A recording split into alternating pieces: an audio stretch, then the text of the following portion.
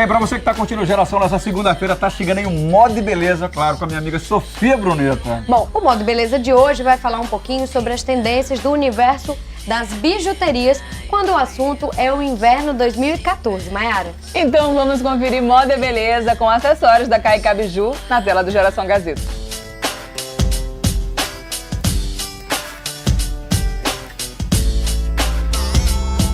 O inverno é a estação em que os estilistas mais podem ousar.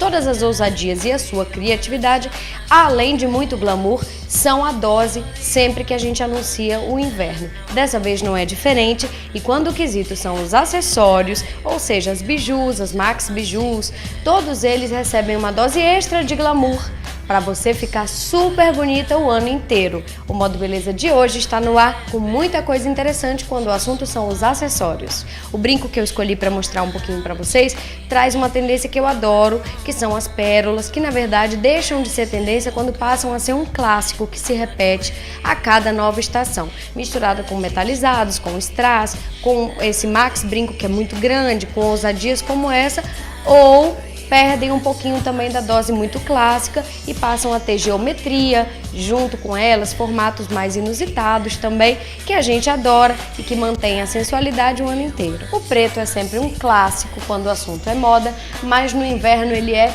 todo poderoso, com algumas variações de cores interessantes também, mas ele sempre reinando universal.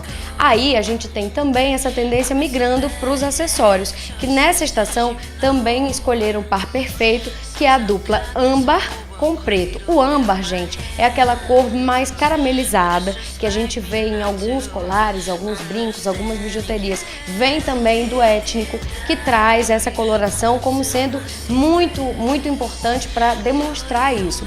Aí a gente tem esse max brinco lindo, com arabescos pretos também e com a cor âmbar misturada. Pode usar no preto total, que fica muito bonito, muito glamuroso, ou você pode fazer uma mescla com outras cores e ficar diva.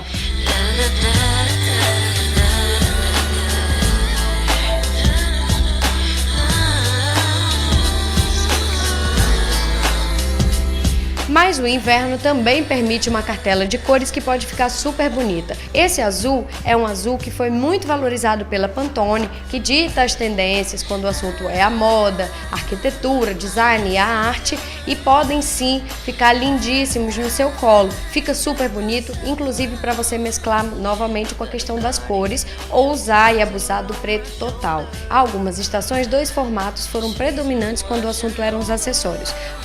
As asas, que vieram e apareceram com muita força, tornando aí as orelhas, os colos muito mais glamurosos, com abstrações ou asas muito formadinhas, imitando anjos, borboletas, enfim. Nessa estação, ela também se une a uma outra tendência, que são as franjas, que apareceram muitíssimo através dos tassels, que eram aquelas franjas mais fluidas, né?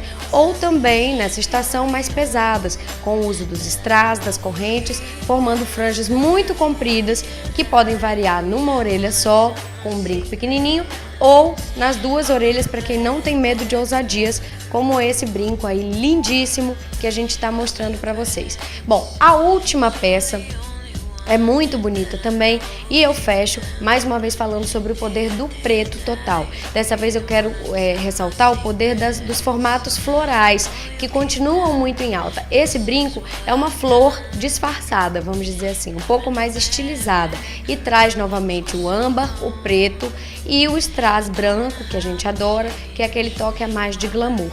As pulseiras, o pulseirismo, que a gente já viu no verão passado, dessa vez elas vêm também muito misturadas, mas com cores mais escuras, com cores que lembram muito as pedras e as pedrarias que a gente vai ver na parte de cima do corpo também. No Moda e Beleza de hoje, nós conversamos um pouquinho mais sobre as tendências no universo dos acessórios. Bom, para você aí de casa, continue de olho, porque ainda tem muita Geração Gazeta para vocês. Beijo, até já!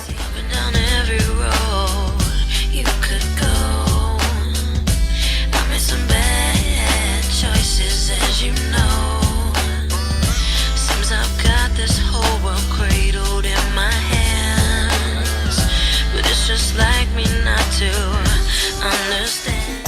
I won't let you down.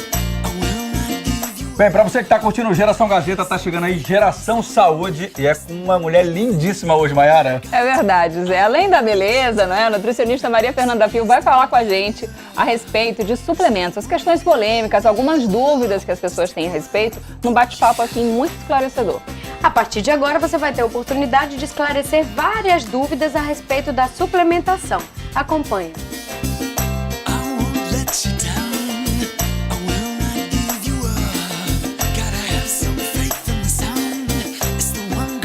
No Geração Saúde de hoje, nós vamos falar a respeito de um assunto que gera muitas dúvidas e em torno do qual também existe muita polêmica, muitos mitos. E aí, para conversar sobre suplementação alimentar, a gente vai receber a doutora Maria Fernanda Pio, nutricionista, para falar sobre esse assunto. Aliás, nós já conversamos sobre ele, mas existem muitas novidades a respeito de tudo e é interessante que a gente esclareça, não é, Fernanda? Tudo bem? Bem-vinda mais uma vez. Tudo bom, obrigada mais uma vez pelo convite para a gente falar sobre um assunto polêmico, né? E eu trabalho bastante com essa parte de suplementação, então eu vou defender um pouco do meu lado, mas vou também, acho que, esclarecer algumas dúvidas que as pessoas geralmente têm sobre esse assunto, né? E fica naquela coisa, consome ou não consome, é para todo mundo, não é? E eu acho que a gente tem que esclarecer um pouquinho mesmo sobre os acontecimentos.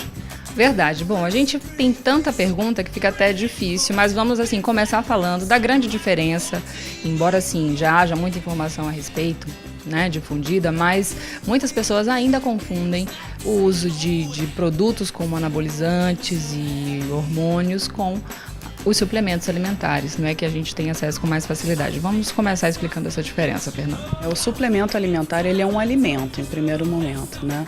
Lógico que existem uma linha da suplementação que consegue trabalhar com outros compostos. Esses podem até serem nocivos à saúde. Na nossa legislação, a Anvisa, né? É o nosso órgão, na verdade, digamos que ele regula, faz toda a parte de legislação da suplementação. Ela tem algumas pessoas que falam que ela é falha, né? Ela pode até ser falha por um ponto, mas com relação à suplementação ela é bem criteriosa, né? E o suplemento que é permitido no Brasil são suplementos alimentares, né? Onde existe uma substância que é extraída muitas vezes de um alimento e concentrada ou em cápsula ou em formato de pó, né? Dependendo da indústria que a gente vai estar falando.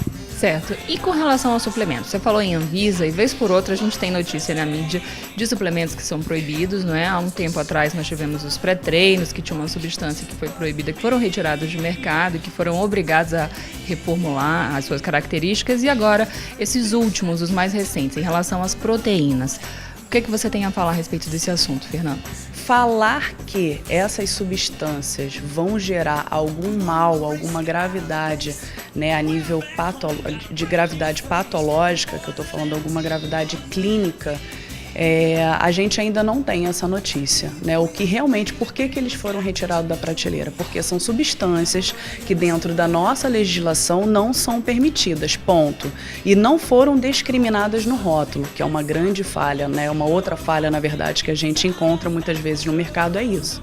Certo, porque assim, diariamente nós somos bombardeados por todos os lados com informações a respeito de um produto que muitas das vezes nele são depositados assim expectativas de um corpo perfeito, de uma saúde, de um resultado bacana isoladamente, né? Então a grande dúvida assim, de repente para quem está assistindo, usar ou não usar, e aí? Eu acho assim, o suplemento, existem várias linhas de suplemento. Se você pega um leite voltado para criança, você vê lá no rótulo como um dos principais componentes proteína do soro do leite, que não é... Que é o whey protein. Exatamente, que é o whey protein. Então a diferença é que ele foi formulado e está numa quantidade específica para criança. Cada grupo de pessoas vai ter a sua necessidade, né? A suplementação ela tem que ser sempre individualizada e respeitar o objetivo ou a situação a qual você vai indicar aquele suplemento. Bom, a gente espera que você tenha esclarecido algumas dúvidas, lembrando, é claro, que não só em relação aos suplementos, mas em relação a quaisquer outros produtos que você venha consumir, o importante é sempre cautela, não é? Cautela é um bom profissional por trás, né? De você poder ser bem orientado de acordo com seus objetivos, é só isso. Bom, é só isso. A gente agradece mais uma vez a Fernanda pela entrevista, por tirar todas as nossas dúvidas. Muito obrigada, Fernanda. Obrigada. Esse foi o nosso Geração Saúde de hoje. A gente volta para o estúdio com mais atrações e na semana que vem, mais uma dica para você ficar com a sua saúde em dia. Até lá!